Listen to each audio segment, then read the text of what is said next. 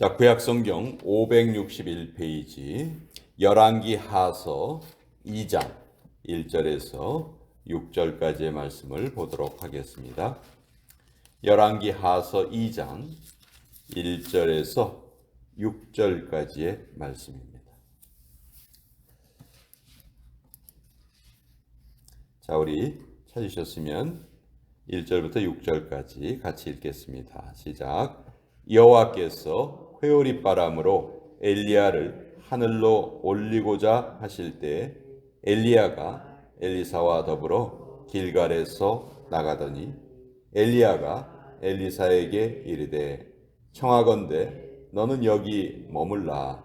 여호와께서 나를 베델로 보내시느니라 하니 엘리사가 이르되 여호와께서 살아계심과 당신의 영혼이 살아있음을 두고 맹세하노니 내가 당신을 떠나지 아니하겠나이다 하는지라.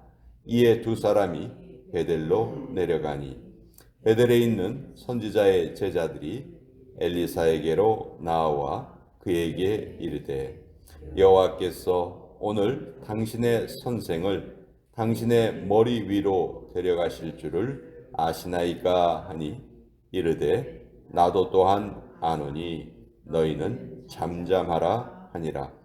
엘리야가 그에게 이르되 엘리사야 청하건대 너는 여기 머물라. 여호와께서 나를 여리고로 보내시느니라. 엘리사가 이르되 여호와께서 살아계심과 당신의 영혼이 살아있음을 두고 맹세하노니 내가 당신을 떠나지 아니하겠나이다 하니라. 그들이 여리고에 이르매 여리고에 있는 선지자의 제자들이 엘리사에게 나와 이르되 여호와께서 오늘 당신의 선생을 당신의 머리 위로 데려가실 줄을 아시나이까 하니 엘리사가 이르되 나도 아노니 너희는 잠잠하라. 엘리야가 또 엘리사에게 이르되 청하건대 너는 여기 머물라. 여호와께서 나를 요단으로 보내시느니라 하니 그가 이르되 여호와께서 살아계심과 당신의 영혼이 살아있음을 두고 맹세하노니 내가 당신을 떠나지 아니하겠나이다 하는지라. 이에 두 사람이 가니라. 하나님의 말씀입니다. 아멘. 자, 오늘은 엘리야 선지자가 엘리사 선지자에게 자기의 선지자의 사명을 이렇게 이양하는 그런 장면입니다. 열왕기는요 왕들의 이야기잖아요. 근데 사실 이 왕들의 이야기 가운데 열왕기 상서에는 엘리야의 이야기가 아주 집중적으로 기록되어 있고 열왕기 하서에는 엘리사의 이야기가 또 아주 집중적으로 기록되어 있어요. 아니 왕들의 이야기에 왜 선지자들의 이야기가 이렇게 집중적으로 기록되어 있나? 그러니까 열왕기라는 것은 이스라엘의 역사를 기록한 책인데 결국은 이스라엘의 역사는 인간, 왕들의 역사가 아니고 하나님의 선지자들이 활동했던, 즉 하나님께서 다스렸던 나라다 하는 것을 이 열왕기 저자가 잘 나타내기를 원했던 거죠. 그래서 왕들의 이야기 가운데 엘리야 선지자 그리고 엘리사 선지자 이 두 사람의 이야기가 아주 큰 비중을 차지해요. 다른 어떤 왕들의 이야기보다 더 큰 비중을 차지하면서 우리에게 이스라엘이 어떤 나라인가를 잘 보여주고 있습니다. 자, 우리가 엘리야 하면은 다른 것도 유명하지만 특별히 죽음을 보지 않고 하늘로 승천한 그런 영광을 엘리야가 맛보게 되죠. 왜 엘리야에게만 그것을 허락하셨는지 우리는 알 수는 없어요. 그렇지만 지금 엘리야는 자기가 승천할 것을 잘 알고 있습니다. 또 엘리야뿐만이 아니에요. 엘리사도 그걸 잘 알고 있고 선지자 생도들도 그것을 다 알고 있는 그런 상황이에요. 그런데 이제 엘리사는 엘리야를 떠나려 하지 않고 또 반면에 엘리야는 자꾸 엘리사에게 넌 여기 머물러라. 여기 머물러라. 그걸 3번이나 말하죠. 반면에 또 엘리사는 난 여기 머무르지 않겠습니다. 난 스승님과 함께 가겠습니다. 또 그것을 3번이나 말해요.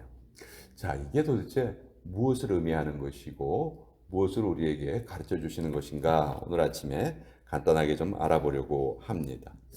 왜 엘리야는 자기의 승천하는 모습을 엘리사에게까지 보이려 하지 않았을까? 첫 번째 생각할 수 있는 것은 선지자로서의 그 겸손함이라고 우리가 알 수가 있겠죠. 또 한 가지는 3번이나 엘리사를 떼어놓으려고 했던 것은요.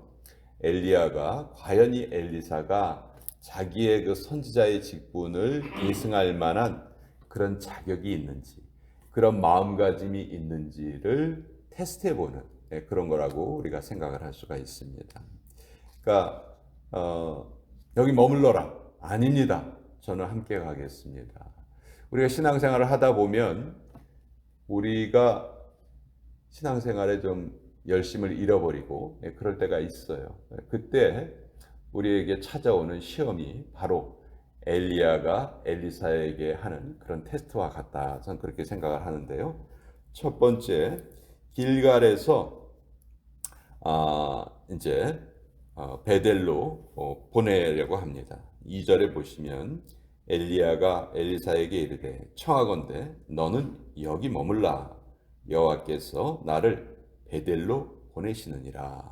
자, 나는 지금 베델로 가지만 너는 여기 그냥 머물러 있어라. 여기 이 장소가 길갈인데 길갈에 그냥 머물러 있어라. 근데 베델이 어떤 곳이죠? 베델은 아브라함이 하나님께 제사를 드린 곳이고 또 우리가 잘 아는 야곱도 베델에서 하나님을 뵙고 제사를 드리죠. 자, 하나님의 법궤가 잠시 머물렀던 곳이기도 합니다. 그러니까 한마디로 베델은 말 그대로 하나님의 집, 하나님의 눈길과 손길이 보호하시는 그런 곳이에요. 그러니까 베델로 가지 말고 길갈에 머물러라 하는 이 말씀은 하나님의 은총을 얻지 못하게 하려는 하나의 테스트죠. 여러분, 우리 교회에서 열심히 일하는 자들에게 이런 시험이 자주 찾아와요. 그동안 나 너무너무 수고 많았어. 나 너무너무 애썼어. 이제 나 좀 모든 거 다 내려놓고 쉬고 싶어.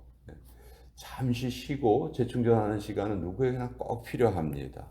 이건 꼭 가져야 돼요. 그렇지만 완전히 교회 일에서 손을 놓겠다 하는 그런 마음이 찾아올 때가 참 많거든요. 또 그런 유혹에 넘어가는 분들도 안타깝게 계십니다.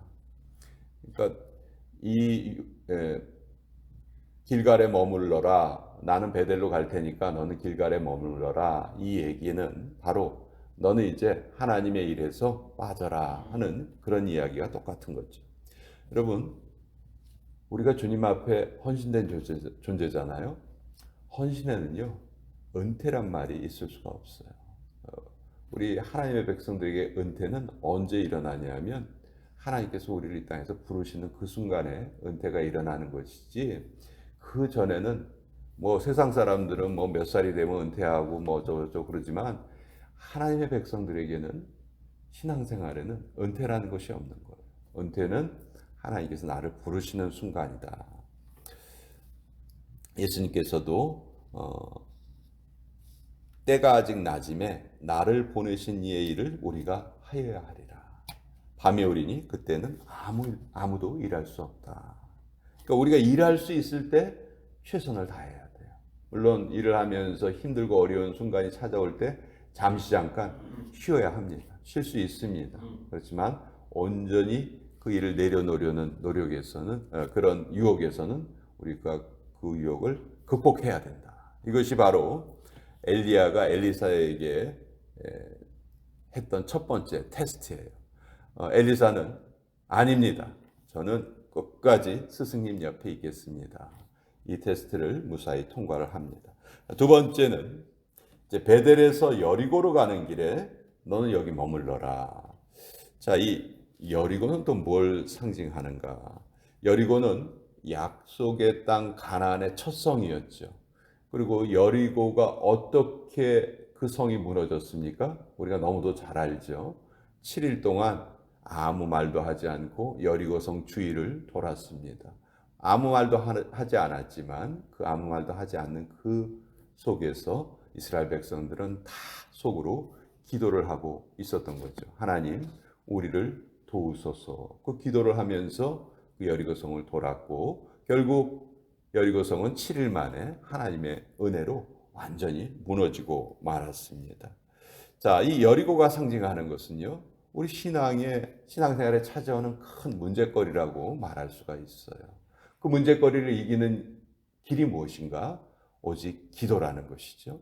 근데 우리가 이렇게 아침마다 모여서 기도를 하지만 기도를 쉬고자 하는 그 유혹도 얼마나 자주 찾아오는지 몰라요. 평소에 기도하지 않는 사람들에게는 그런 유혹도 별로 찾아오지 않습니다. 그러나 열심히 기도하려는 사람들에게는 기도해서 뭐해? 기도한다고 소용이 있어? 기도한다고 정말 이루어지는 거야? 그런 의심이 찾아올 때도 있고 또 육체적인 어려움이 찾아올 때도 있고 또 기도를 쉬고자 하는 그런 유혹이 찾아올 때가 너무 많거든요. 근데 여기 여리고로 가는 길에 너는 머물러 있어라 하는 이 말은 바로 기도를 쉬게 하는 그런 유혹이라고 우리가 알 수 있습니다. 예수님께서 제자들이 귀신을 쫓아내지 못했을 때 딱 한마디 하셨어요. 기도 외에는 이런 유가 나갈 수가 없느니라.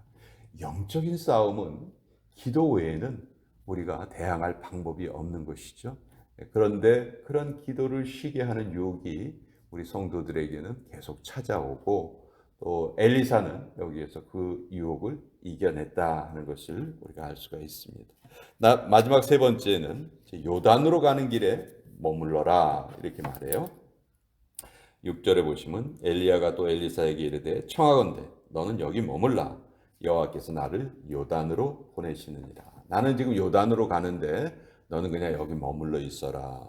자, 요단으로 가는 길에 머물러 있어라. 이 요단은 뭘 상징하냐면요. 요단은 바로 예수님께서 세례를 받으신 곳이에요. 그렇죠? 또 가나안 땅을 들어가기 위해서는 반드시 요단강을 건너야지만 가나안 땅을 들어갈 수 있었죠. 예수님께서 세례를 받으신 곳, 인간 중심의 삶은 끝나고 이제 나는 하나님 중심의 삶을 살겠습니다 하는 것을 상징하는 장소가 요단이에요. 저나 여러분이나 다 세례를 받으면서 하나님의 백성이 되었거든요.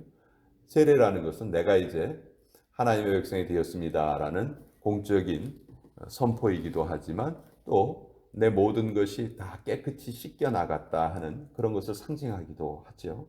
그래서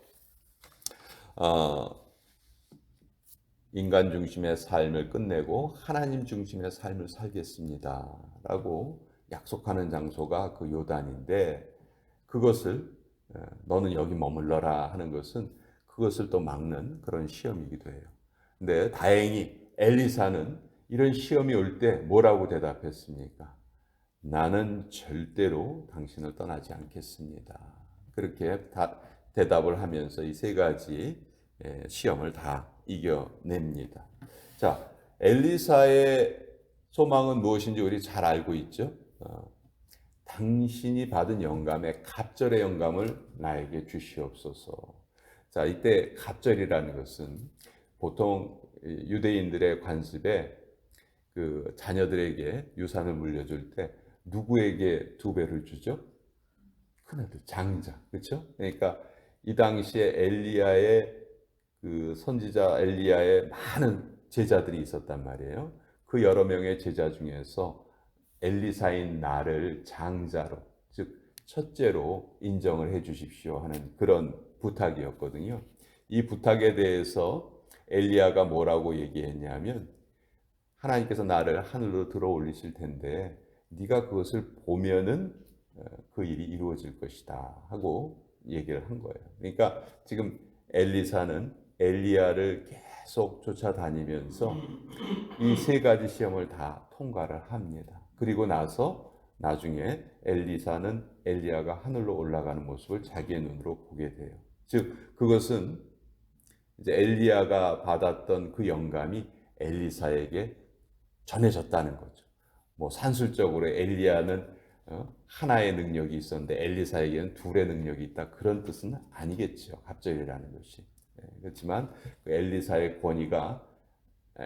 권위가 엘리사에게 넘어갈 수 있었다 하는 거예요. 언제 이 갑절의 영감을 받을 수 있었는가? 내가 당신을 절대로 떠나지 않겠습니다 하는 그 세 가지 시험을 다 통과했을 때, 그리고 그것을 끝까지 지켰을 때 이것을 엘리사가 이룰 수 있었던 거예요. 그러니까 우리가 다른 건 몰라도 주님 앞에 헌신하는 일, 주님 앞에 기도하는 일, 그리고 주님과 동행하는 일만큼은 쉬어서는 안 되겠다. 그것이 오늘 이 엘리야와 엘리사 이야기를 통해서 우리가 깨닫게 되는 또 귀한 교훈입니다. 자, 오늘 화요일 아침 또 같이 기도로 나아가